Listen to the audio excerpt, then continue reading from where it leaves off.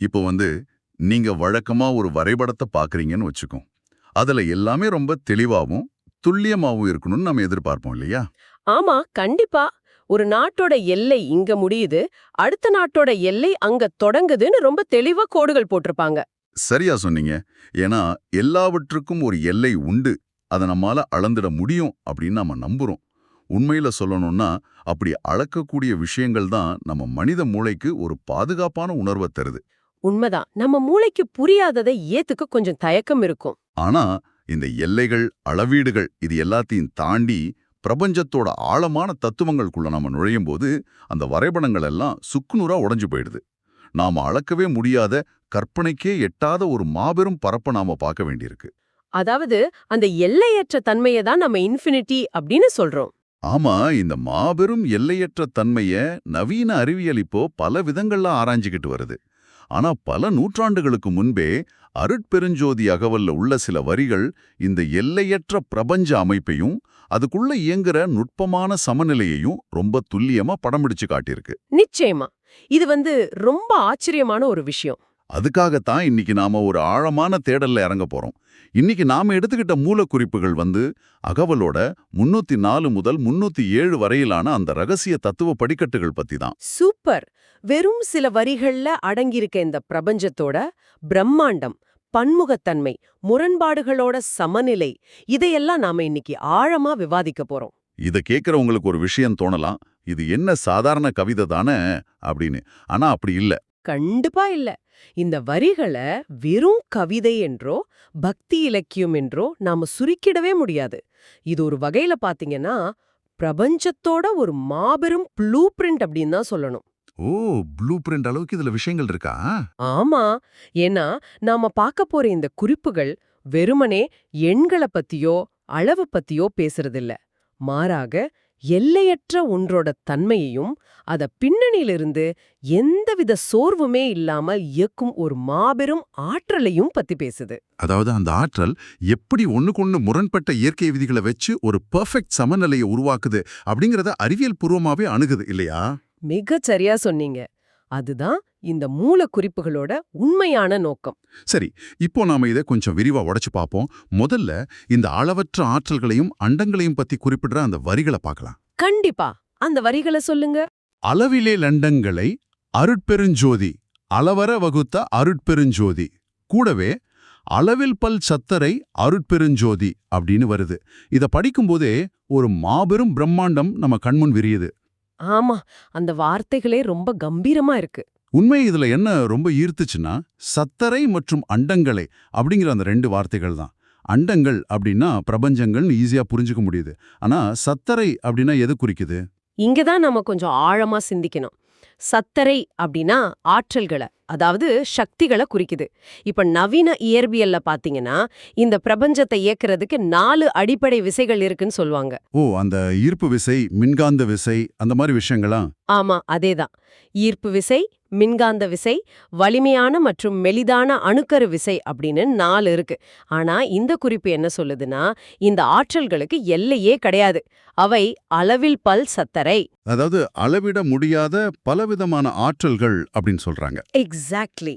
அதே போல அளவிலண்டங்களை அப்படிங்கிறது இன்னைக்கு நாம ரொம்ப வியந்து பேசுற மல்டிவர்ஸ் தத்துவத்தை நமக்கு நினைவூட்டுது. அப்படியா? மல்டிவர்ஸ் கான்செப்ட் இதுக்குள்ளே வந்துருச்சா? ஆமா, நாம வாழ்ற இந்த பிரபஞ்சம் மட்டும் ஒரு ஒற்றை அமைப்பு கிடையாது. இது போல எண்ணற்ற அளவிட முடியாத பல பிரபஞ்சங்கள் இருக்கு அப்படின்னு குறிப்பு சொல்லுது. வாவ்! இது எல்லாத்தையும் அந்த அருட்பெருஞ்சோதி அளவர வகுத்த, அதாவது எந்த எல்லைகளும் இல்லாம வரம்பின்றி படைச்சிருக்கு அப்படிங்கிறது ரொம்ப பிரம்மாண்டமா இருக்கு. நிச்சயமா. அந்த அளவர அப்படிங்கிற வார்த்தை தான் இங்க ரொம்ப முக்கியம். இப்போ எனக்கு என்ன தோணுதுன்னா, நாம வாழ்ற இந்த ஒரு சின்ன கிரகத்துல இருந்து முடிவற்ற பல பிரபஞ்சங்கள், அப்புறம் கணக்கற்ற ஆற்றல்களை பத்தி யோசிக்கிறது ஒரு வித்தியாசமான அனுபவம். எப்படிப்பட்ட அனுபவம்னு சொல்றீங்க? இப்போ ஒரு மாபெரும் தொலைநோக்கி மூலமா எல்லையற்ற விண்வெளியை ஒரே பார்வையில சுருக்கி பார்க்கறது போல இருக்கு. நாம நைட்ல வெறும் கண்ணால வானத்தை பார்க்கும்போது ஒரு சில 1000 நட்சத்திரங்களை மட்டும்தான பார்க்கறோம். இருட்டு தான் அதிகமா தெரியும். ஆமா, நம்ம கண்ணுக்கு தெரிஞ்சதே அவ்வளவுதான். ஆனா இப்போ ஒரு ஜேம்ஸ் வெப் இல்லனா ஹபிள் தொலைநோக்கி வழியா பார்த்தோன்னு வச்சுக்கோங்க, அந்த சின்ன இருட்டு புள்ளிக்குள்ளேயே கோடிக்கணக்கான விண்மீன் திரள்கள், பல வண்ணங்கள்ல ஒளிரும் அண்டங்கள் எல்லாம் தெரியும் இல்லையா? ஆமா, அது ஒரு பிரம்மாண்டமான காட்சி. அந்த மாதிரி இந்த 3 வரிகளுக்குள்ள மொத்த பிரபஞ்ச அமைப்பையே அடக்கிட்டாங்கன்னு தோணுது. நீங்க சொன்ன அந்த தொலைநோக்கி ஒப்புமை ரொம்ப சூப்பரான ஒரு உதாரணம். ஏன்னா நம்ம மனித மனம் எப்பவுமே எல்லாத்தையும் தனக்கு புரிஞ்ச ஒரு சட்டகத்துக்குள்ள, ஒரு ஃப்ரேம்குள்ள அடைக்க தான் விரும்பும். ஆனா இந்த குறிப்பு அந்த சட்டகத்தை உடைக்குது. அளவுகளே இல்ல அப்படின்னு சொல்ல வருது. சரியா புடிச்சிட்டீங்க. அளவில்பல், அளவில, அளவர அப்படின்னு திரும்ப திரும்ப அந்த அளவுகளற்ற தன்மைய வலியுறுத்துறது மூலமா ஒரு செய்திய ரொம்ப ஆழமா பதிவு செய்யுது. அதாவது நீள அகலங்களை வச்சு அந்த ஸ்பேஸ் அளக்க முடியாது. அதே போல அதை இயக்குற எனர்ஜியையும் அளக்க முடியாது. எக்ஸாக்ட்லி. ஆற்றலும் எல்லையற்றது, அது விரிஞ்சு கிடக்கிற வெளியும் எல்லையற்றது அப்படிங்கறத ரொம்ப அழகா ஒருங்கிணைஞ்சு சொல்லுது இந்த குறிப்பு. சரி, இப்போ பிரம்மாண்டமான இடமும் இருக்கு, எல்லையற்ற ஆற்றலும் இருக்கு. ஆனா வெறும் வெற்றியிட மட்டும்தான் இருக்கா அப்படின்னு ஒரு கேள்வி வருது இல்லையா? அங்கதான் அடுத்த கட்ட நகர்வு நடக்குது. ஆமா, அடுத்தது உயிரியல் தளத்துக்குள்ள குறிப்பு போகுது. அதுதான் ஆச்சரியமா இருக்கு. மேக்ரோ அளவிலான அந்த பிரம்மாண்டத்திலிருந்து சட்டன்ட்டு மைக்ரோ அளவிலான உயிரியல் நுட்பங்களுக்கு இந்த குறிப்பு தாவுது. நான் அந்த வரிகளை படிக்கிறேன். சொல்லுங்க. உயிர் வகை எண்டம் அருட்பெருஞ்சோதி, உளப்பில வெண்ணில அருட்பெருஞ்சோதி, அயர்வர வகுத்த அருட்பெருஞ்சோதி அப்படின்னு தொடருது. இங்க உயிர்களோட பன்முகத்தன்மை பேசப்படுது. இது ரொம்ப நுட்பமான ஒரு இடம். எனக்கு என்ன கேள்வினா, பெரிய பிரபஞ்சங்களை படைக்கிறது ஒரு புறம் இருக்கட்டும், அதுக்குள்ள இருக்கிற இந்த நுண்ணிய உயிர்களை பத்தி ஏன் இது பேசணும்? பாத்தீங்கன்னா, அதுதான் படைப்போட ஆகப்பெரிய விந்தை. இப்போ ஒரு பிரம்மாண்டமான கட்டடத்தை கட்டுறது வேற, அதுக்குள்ள ஒவ்வொரு அறையிலயும் நடக்கிற மிக நுண்ணிய வேலைப்பாடுகளை திட்டமிடுறது வேற, இல்லையா? ஓ, அந்த சின்ன சின்ன டீடைல்ஸ் பத்தி சொல்றீங்களா? ஆமா. இங்க உளப்பில அப்படின்னா அழிவற்ற அல்லது குறைவற்ற அப்படின்னு பொருள். வெண்ணில அப்படின்னா எண்ணிலடங்காத அப்படின்னு அர்த்தம். அதாவது முடிவற்ற வகையில உயிரினங்கள் இருக்கு. சரி, நிறைய உயிரினங்கள் இருக்கு. ஆனா இதுல ரொம்ப ரொம்ப முக்கியமான வார்த்தை அயர்வர அப்படிங்கிறது தான். அயர்வர அப்படின்னா எந்தவித சோர்வும் களைப்பும் இல்லாம அப்படின்னு அர்த்தம். சோர்வே இல்லாமலா? அது எப்படி சாத்தியம்? அதுதான் சூட்சுமம். இப்போ ஒரு சாதாரண இயந்திரத்தை எடுத்துக்குங்க. அது தொடர்ந்து இயங்குச்சுன்னா தேய்மானம் அடையும், சூடாகி நின்னுடும். மனித மூளையா இருந்தாலும் சரி, ஒரு பெரிய சூப்பர் கம்ப்யூட்டரா இருந்தாலும் சரி, அதுக்கென ஒரு கெப்பாசிட்டி இருக்கு. உண்மைதான். கொஞ்ச நேரத்துல ரெஸ்ட் தேவைப்படும். ஆனா இந்த படைப்பு சக்தி பாத்தீங்கன்னா பல கோடிக்கணக்கான உயிரினங்களை அதோட நுட்பமான வேறுபாடுகளோட எந்த சோர்வுமே இல்லாம தொடர்ந்து படைச்சுக்கிட்டும் நிர்வகிச்சுக்கிட்டும் இருக்கு. வாவ்! இது கேட்கும்போது எனக்கு இப்போ ஒன்னு தோணுது. நீங்க எப்போதாவது உங்க பாக்கெட்ல இருக்கிற ஸ்மார்ட் போனை கவனிச்சிருக்கீங்களா? கண்டிப்பா நிறைய தடவை அது சூடாகி ஹேங் ஆயிருக்கு. அதுதான். அதுல ஒரு 20 ஆப்ஸை ஒரே நேரத்துல திறந்து வச்சு வேலை செஞ்சோம்னா ஃபோன் சூடாகி நின்னுடும். ஒரு சின்ன சாஃப்ட்வேரை தவறில்லாம இயக்கிறதுக்கே இவ்ளோ சிக்கல் இருக்கு. ஆமா, அந்த மெமரி பத்தாம போயிடும்.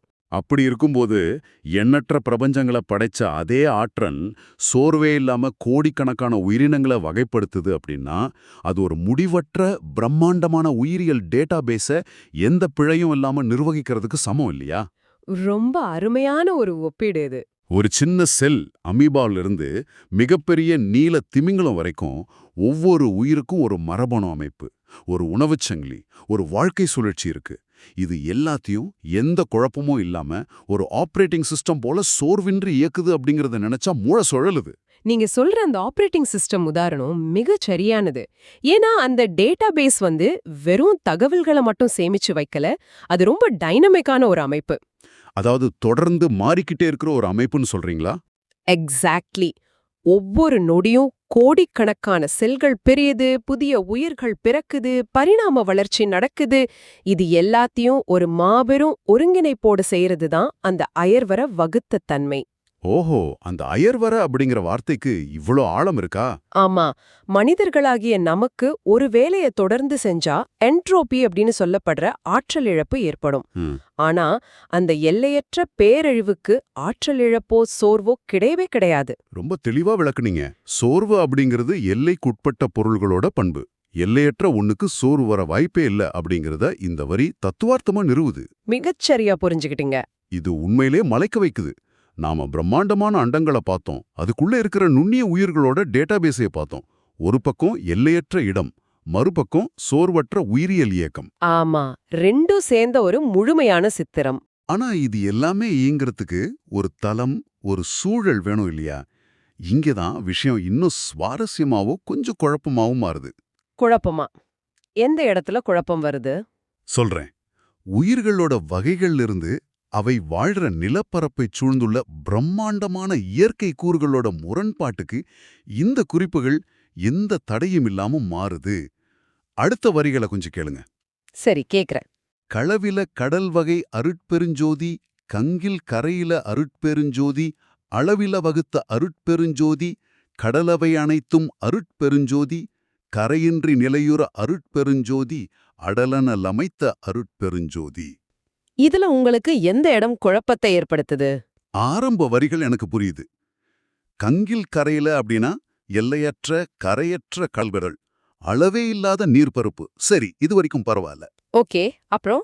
ஆனா அதுக்கு அடுத்ததா சொல்லியிருக்கிறது தான் லாஜிக்கே மீறுற மாதிரி தெரியுது. அந்த கரையற்ற கடல்கள் நிலைத்து நிற்க, அதாவது கரையின்றி நிலையுற ஒரு வலிமையான நெருப்பை அடலனல் அமைத்ததாக கூறுது. ஆமா, அடலனல் அப்படின்னா வலிமையான நெருப்பு. நீரை நிலைநிறுத்த நெருப்பா? தண்ணி நெருப்பை அணைச்சிடும், இல்லைன்னா நெருப்பு தண்ணியை ஆவியாக்கிடும். இப்படி நேர் எதிரான ரெண்டு விஷயங்களை எப்படி ஒண்ணுக்கு ஒண்ணு துணையா புரிஞ்சுக்கிறது? இது ரொம்ப இயல்பான ஒரு கேள்விதான். எனக்கு என்னவோ கடலுக்கடியில எரிமலைகள் இருக்கு, அத பத்தி இவங்க பேசுறாங்களோன்னு தோணுது. இல்ல இது முரண்பட்ட இரு விஷயங்கள் ஒன்னைய ஒன்னு சமன் செய்யறதுக்கான ஏதோ ஒரு குறியீடா இருக்குமா? உண்மையில நீங்க கேட்ட ரெண்டுமே சரிதான். இத ஒரு முரண்பாடு, அதாவது பாரடாக்ஸ் அப்படின்னு நீங்க நினைக்கிறது இயல்புதான். ஆனா இங்க நாம ஒரு முக்கியமான தத்துவத்தை புரிஞ்சுக்கணும். அது என்ன தத்துவம்? டைனமிக் ஈக்விலிபிரியம், அதாவது இயக்கவியல் சமநிலை. முதல்ல இத பௌதிக ரீதியா பாப்போம். நீங்க சொன்னது போல கடலுக்கு அடியில அந்த டெக்டானிக் பிளேட்டுகளுக்கு இடையே மாபெரும் வெப்ப ஆற்றல், அதாவது நெருப்பு இருக்கு. ஓ, அந்த ஜியோதெர்மல் எனர்ஜி மாதிரி. சரியா சொன்னீங்க. அந்த அடலனால் அப்படின்னு சொல்லப்படுற வலிமையான வெப்ப ஆற்றல் தான் பூமியோட தட்பவெப்ப நிலையையும் கடலோட சுழற்சியையும் காக்குது. இது ஒரு கோணம். அப்போ இன்னொரு கோணமும் இருக்கா? ஆமா, இன்னொரு கோணத்துல பாத்தீங்கன்னா, சூரியன் அப்படிங்கிற அந்த பெரு நெருப்பு இல்லனா கடலோட நீர் ஆவியாகாது இல்லையா? ஆமா, வாட்டர் சைக்கிள் நடக்காது. நீர் ஆவியாகல அப்படின்னா அந்த எல்லையற்ற பெருங்கடல் ஒட்டுமொத்த நிலப்பரப்பையே மூழ்கடிச்சிடும். அதனால அந்த சூரியன் அப்படிங்கிற நெருப்பு தான் கடலோட அளவை கட்டுப்படுத்தி அது நிலையுறச் செய்யுது. வாவ், இப்பதான் இது ரொம்ப தெளிவா புரியுது. கரையே இல்லாத ஒரு கடலை தடுத்து நிறுத்த சுவரோ இல்ல வேற ஒரு திடப்பொருளோ தேவையில்லை. அதுக்கு நேர் எதிரான ஆனா சமபலம் கொண்ட ஒரு சக்தி தேவைப்படுது. மிகச்சரியா சொன்னீங்க. அந்த முரண்பாடு தான் சமநிலையை உருவாக்குது. இதை எப்படி சொல்லலாம்னா, இப்போ ஒரு வெப்பக்காற்று பலூன், அதாவது ஹாட் ஏர் பலூனை கற்பனை செஞ்சு பாருங்க. ஓ, அந்த வானத்துல பறக்குமே அந்த பலூன். ஆமா, அந்த பலூனை புவியீர்ப்பு விசை கீழே இழுக்கும். ஆனா நான் உள்ளே எரியிற அந்த நெருப்பு புவியீர்ப்பு விசைக்கு எதிரான ஒரு உந்து விசையை உருவாக்கி அந்த பலூனை வானத்துல ஒரு குறிப்பிட்ட உயரத்துல நிலையா நிறுத்தி வைக்கும். ரொம்ப கரெக்டான உதாரணம். நெருப்பு அந்த பலூனை எரிச்சிடல, மாறாக அதை கீழே விழாம சமநிலைப்படுத்துது. அதே போலதான் கரையற்ற பெருங்கடலை ஒரு வரம்புக்குள்ள, அதாவது நிலையுற வைக்க ஒரு பெரு நெருப்பு தேவைப்படுது. முரண்பாடுகள் தான் இந்த பிரபஞ்சத்தையே தாங்கி பிடிச்சுக்கிட்டு இருக்கு அப்படிங்கிறது இப்போ நல்லா புரியுது. அற்புதமான ஒரு ஒப்புமை இது. அந்த பலூனுக்குள்ள இருக்கிற நெருப்பு தான் அதை நிலைநிறுத்துது அப்படிங்கிறது எவ்வளவு உண்மையோ அதே அளவு உண்மைதான் கடலை நிலைநிறுத்தும் நெருப்பும். கேட்கவே ரொம்ப பிரமிப்பா இருக்கு. இந்த முரண்பாடுகளோட சமநிலை மட்டும் இல்ல அப்படின்னா இந்த பிரபஞ்சம் என்றோ அழிஞ்சிருக்கும். அருட்பெருஞ்சோதியோட தத்துவம் அப்படிங்கிறது வெறும் படைப்பை பத்தி மட்டும் பேசுறதில்ல. வேற எதை பத்தி பேசுது? இயற்கை விதிகளையும் பிரபஞ்ச சமநிலையும் எப்படி பராமரிக்குது அப்படிங்கறதையும் அது ரொம்ப ஆழமா பேசுது. ஓ, இப்போ புரியுது. கரையில்லாத கடல் அப்படிங்கிறது எல்லையற்ற ஆற்றல். ஆமா, அந்த ஆற்றல் எங்கும் சிதறிப் போகாம எந்த அழிவையும் ஏற்படுத்தாம அது ஒரு கட்டுக்கோப்பான நிலைத்த தன்மையில வச்சிருக்க அதுக்கு நிகரான வலிமை கொண்ட அடலனல் என்னும் நெருப்பு அமைச்சிருக்காங்க. அந்த செயல்முறை தான் பேரழிவோட உச்சம். இது தத்துவார்த்தமா படைப்பின் முரண்பாட்டு சமநிலை, அதாவது பேலன்ஸ் ஆஃப் ஆப்போசிட்ஸ் அப்படின்னு சொல்லலாமா? நிச்சயமா, அதுதான் இதோட மைய கருத்தே. இது நிஜமாகவே ஒரு மைண்ட் ப்ளோயிங்கான விஷயமா இருக்கு. நாம இதுவரை விவாதிச்சத ஒரு முறை சுருக்கமா இணைச்சு பாத்துருவோம். கண்டிப்பா ஒரு சம்மரி மாதிரி பாத்திரலாம். முதல்ல அளவற்ற அண்டங்கள் மற்றும் விண்மீன் திரள்களை கணக்கற்ற ஆற்றல்களோடு எந்த எல்லையுமின்றி படைச்ச ஒரு பிரம்மாண்டமான அமைப்பை பத்தி பேசணும். ஆமா, அந்த மேக்ரோ லெவல் பத்தி பார்த்தோம். அடுத்ததா இவ்வளவு பெரிய எல்லையற்ற அமைப்புக்குள்ள எந்தவித சோர்வும் இல்லாம எண்ணிலடங்காத உயிரினங்களை ஒரு முடிவற்ற உயிரியல் டேட்டாபேஸ் போல துல்லியமா வகைப்படுத்தி படைக்கப்பட்ட விதம் குறித்தும் பார்த்தோம். அதுல அந்த அயர்வர அப்படிங்கிற வார்த்தையை ரொம்ப ஆழமா விவாதிச்சோம்.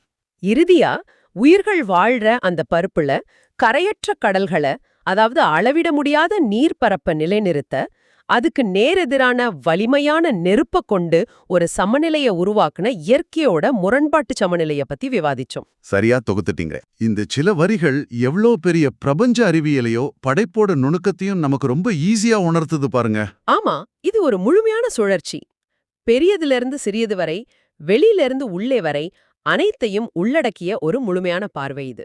உண்மையிலே இத படிக்கும்போது ஒரு பெரிய அமைதி கிடைக்குது. ஆனா இதுல ஒரு முக்கியமான விஷயம் இருக்கு. இந்த தத்துவங்கள் வெறும் பிரபஞ்சத்தை பத்தி மட்டும் பேசுபவை அல்ல. இவை மனிதனுடைய அகவாழ்வை பத்தியும் பேசுது அப்படிங்கறத நம்ம மறந்துடக்கூடாது. நீங்க சொல்றது மிக முக்கியமான புள்ளி. இப்போ இத கேட்டுக்கிட்டு இருக்கிற உங்களுக்கு ஒரு விஷயம் தோணலாம். ஆமா, இது எனக்கு எப்படி பொருந்தும்னு உங்க யோசிக்கலாம். பிரபஞ்சம் எங்கேயோ இருக்கு, பல கோடி உயிரினங்கள் எங்கோ பிறக்குது, கடலும் நெருப்பும் ஏதோ ஒரு சமநிலையில இயங்கிக்கிட்டு இருக்கு. நான் என் அன்றாட வாழ்க்கையில டிராஃபிக்ல மாட்டிக்கிட்டோ இல்ல வேலை பழுவோட ஓடிக்கிட்டோ அதை கேட்டுக்கிட்டு இருக்கேன். இதுக்கும் எனக்கும் என்ன சம்பந்தம் அப்படின்னு நீங்க நினைக்கலாம். ஆனா உண்மையில சம்பந்தம் இருக்கு இல்லையா? கண்டிப்பா இருக்கு. உற்ற நோக்குனீங்கன்னா பிரபஞ்சம் எவ்ளோ பெரியதோ அதே அளவு நுட்பமான சமநிலைகள் உங்கள் வாழ்க்கையிலையும் உங்கள் மனசுக்குள்ளேயும் ஒவ்வொரு நொடியும் நடந்துகிட்டே தான் இருக்கு. மிக சரியான இணைப்பு இது. நாம ஒவ்வொரு நாளும் தகவல்களோட பெருங்கடல்ல, உணர்ச்சிகளோட பெருங்கடல்ல நீந்திக்கிட்டு இருக்கோம். ஆமா, ஆஃபீஸ் டென்ஷன், ரிலேஷன்ஷிப் ப்ராப்ளம்ஸ் இதெல்லாம் இருக்கு. அலுவலக நெருக்கடிகள், உறவுகள்ல வர சிக்கல்கள், பொருளாதார தேடல்கள்னு எல்லாமே சில நேரங்கள்ல கரையில்லாத கடல் போல நம்மள மூழ்கடிச்சிருமோ அப்படிங்கிற பயம் நமக்கு வருது இல்லையா? அப்படிப்பட்ட பெருங்கடல்ல நாம மூழ்கிடாம இருக்க, நம்மள நிலைநிறுத்திக் கொள்ள இது போன்ற ஆழமான புரிதல்களும் நம்ம உள்ளே நம்ம வளர்த்துக்கிற ஒரு உறுதியான மனநிலையும் தான் அந்த நெருப்பா அமையுது. சரியா சொன்னீங்க. ஆமா, வாழ்க்கையில முரண்பாடுகள் வரும்போது, சவால்கள் நம்மள சூழ்ந்து கொள்ளும்போது, அவை நம்மள அழிக்கிறதுக்காகவோ இல்ல மூழ்கடிக்கிறதுக்காகவோ வர்றதில்ல. மாறாக நம்மள நிலைநிறுத்தவே, அதாவது நிலையுறச் செய்யவே அந்த முரண்பாடுகள் தேவைப்படுது அப்படிங்கறதை இந்த குறிப்புகள் நமக்கு ரொம்ப தெளிவா உணர்த்துது. இது ஒரு பெரிய நம்பிக்கையையும் வாழ்க்கைய பாக்குற ஒரு புதிய கோணத்தையும் நமக்கு தருது. கண்டிப்பா. தத்துவங்களோட உண்மையான வெற்றி அதுதானே. ஆமா, அண்டத்துல நடக்கிறத பிண்டத்துல, அதாவது நமது உடலிலும் உள்ளத்திலும் பொருத்தி பார்க்க சொல்லுது. அங்க எப்படி ஒரு அடலனல் கடலை சமன் செய்யுதோ, அதே போல ஒவ்வொரு மனிதனுக்கும் அவனோட உணர்ச்சி கடலை சமன் செய்ய ஒரு அக நெருப்பு தேவைப்படுது. அந்த நெருப்பு இருக்கிற வரைக்கும் எந்த கடலும் அவனை கவிழ்த்து விட முடியாது அப்படின்னு சொல்றீங்க. நிச்சயமா, அதுதான் உண்மையான பலம். ரொம்ப ரொம்ப ஆழமான வார்த்தைகள். இன்றைய இந்த உரையாடலை முடிக்கிறதுக்கு முன்பாக இதை தொடர்ந்து கேட்டுக்கிட்டு இருக்கிறவங்களுக்கு ஒரு ஆழமான சிந்தனைய, ஒரு கேள்வியை விட்டு செல்ல விடுங்களோ. அந்த கேள்வி கண்டிப்பா உங்களை யோசிக்க வைக்கும். கரையற்ற ஒரு பெருங்கடல் நிலைத்து நிற்க, அதை கட்டுப்படுத்தி சமநிலைப்படுத்த ஒரு வலிமையான நெருப்பு தேவைப்படுது அப்படின்னு இந்த மூலக்குறிப்பு சொல்லுது. ஆமா, அதை நம்ம தெளிவா பார்த்தோம். அப்படியானால் நீங்க கொஞ்ச நேரம் ஒதுக்கி சிந்திச்சு பாருங்க. உங்க வாழ்க்கையில முடிவற்றதாக தோன்றும் உங்க தேடல்களையோ அல்லது எல்லை மீறி பொங்கும் உங்க உணர்ச்சி கடலையோ பயங்களையோ நிலைநிறுத்தி உங்களை எப்பவுமே ஒரு சமநிலையில வச்சிருக்கக்கூடிய அந்த ரகசிய நெருப்பு எதுவா இருக்கும்? அது ரொம்ப பர்சனலான ஒரு விஷயமா இருக்கலாம். அது உங்க லட்சியமா இருக்கலாம், உங்க மேல பாசம் கொண்டவர்களோட அன்பா இருக்கலாம், அல்லது எதையாவது சாதிக்கணும் அப்படிங்கிற ஆழமான தாகமா இருக்கலாம். அது எதுவாக இருந்தாலும் அந்த நெருப்பை கண்டுபிடிச்சு அதை அணையாம பாத்துக்கங்க. சிந்தித்து பாருங்க. மீண்டும் ஒரு சுவாரஸ்யமான ஆழமான தேடலில் சந்திப்போம்.